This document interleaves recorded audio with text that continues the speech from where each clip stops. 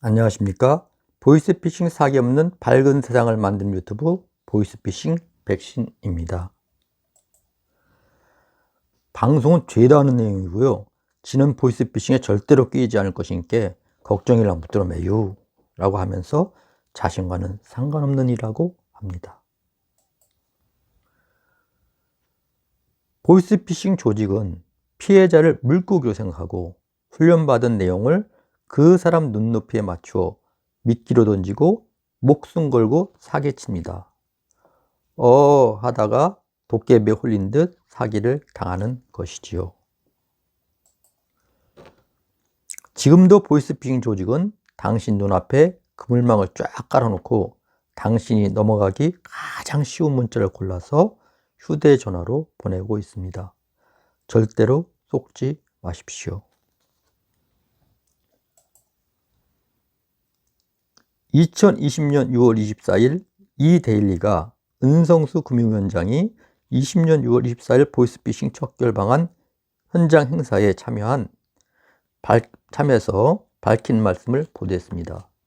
한 번은 제 전화로 전화가 왔는데 발신자가 은성수였어요. 이게 가능한 일인가? 바로 가족들한테 보낼 것 같아서 내 전화가 와도 받지 말라고 연락을 했지요. 누구나 겪을 수 있는 문제라는 생각이 들었습니다. 라고 하면서 부처 간 공주를 통해 보이스피싱에 신속하게 대응해야 한다고 말씀하셨습니다. 조금 지난 이야기지만 2014년 11월 20일 MBC 뉴스에 사이버 수사에 대해 근무했던 전직 경찰관이 주도한 사상 최대 규모의 보이스피싱 조직이 적발되었다고 보도된 바 있습니다. 조직 구성원은 100여 명이었고 추정 피해액은 400억 원에 달했다고 합니다. 중국과 베트남, 필리핀 등의 해외에서 저축은행을 가장한 콜센터를 차리고 대출을 거절당한 신청자들의 명단을 사들여서 보이스피싱을 시작했다는 것입니다. 구성 조직원들은 상담책, 유인책, 현금 인출책 등 역할을 철저하게 분담해서 일했고 이들 가운데는 전직 프로야구 선수와 모델, 조직폭력배 등도 포함되어 있다는 것입니다. 2020년 9월 3일 중앙일보에는 한 명에게 나흘 동안 13차례에 걸쳐서 총 26억 원을 보이스피싱했다고 보도하였습니다. 범죄 조직은 2020년 8월 31일 서울 성동구에 사는 A씨에게 곧 택배 물품이 주소지로 배송됩니다 라는 문자를 보냈고 택배를 시킨 적이 없던 A씨가 전화를 걸었던 것이죠. 일당 중 한 명이 전화를 받아서 자신을 검찰 직원이라고 소개하며 당신의 개인정보가 범죄에 사용돼 계좌를 조사하여야만 한다고 곧 금융감독원 직원이 집으로 갈 테니 돈을 전달하라고 말했습니다. 금감원 직원이라고 밝힌 사람을 만난 후 A씨는 우체국에서 인출한 현금을 여행용 캐리어에 담아서 건다는 것입니다.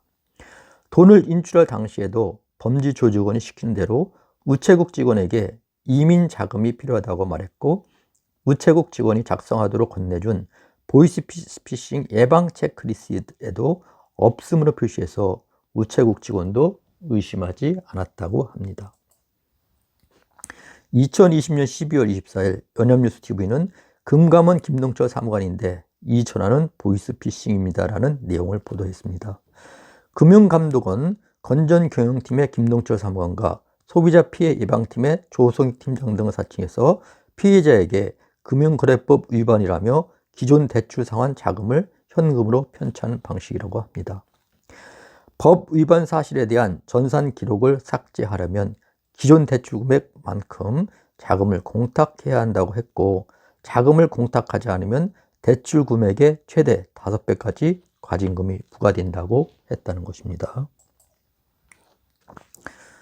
불안해하는 피해자에게 법 위반으로 계좌 이용이 어려우니 현금으로 직접 납부해야 한다고 하며 납입 증명서까지 건네주었다는 것이죠.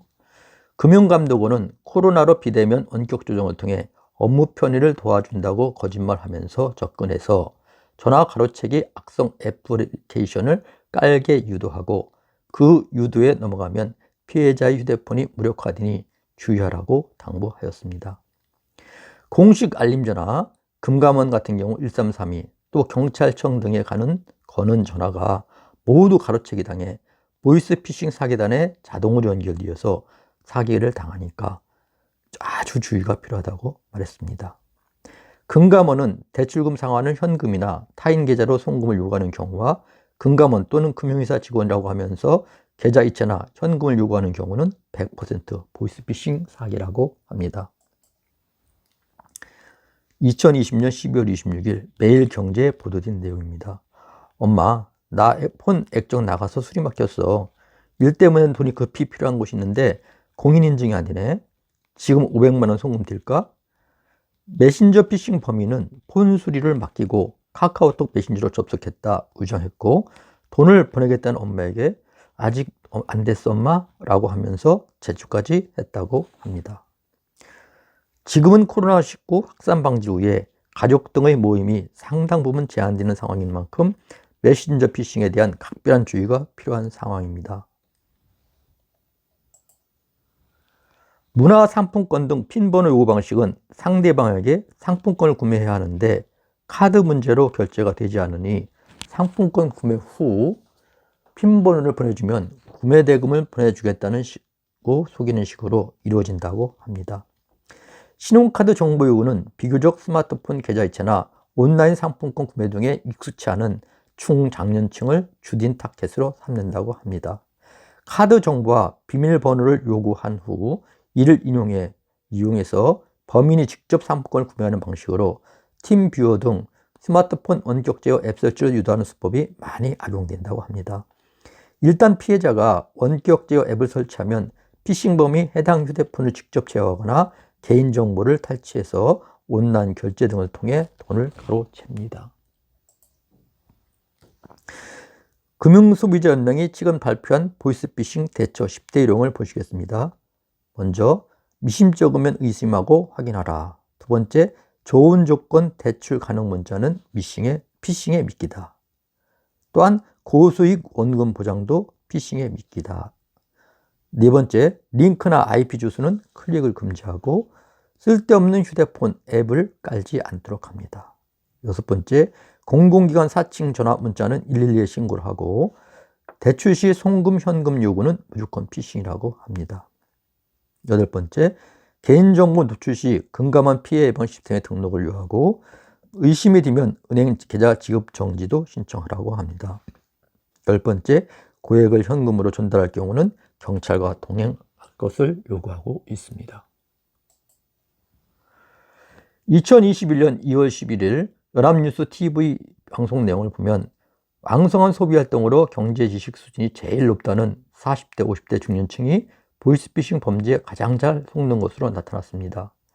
피해자를 연령대로 보면 50대가 29%로 가장 높고 40대가 24%로 그 다음이었습니다.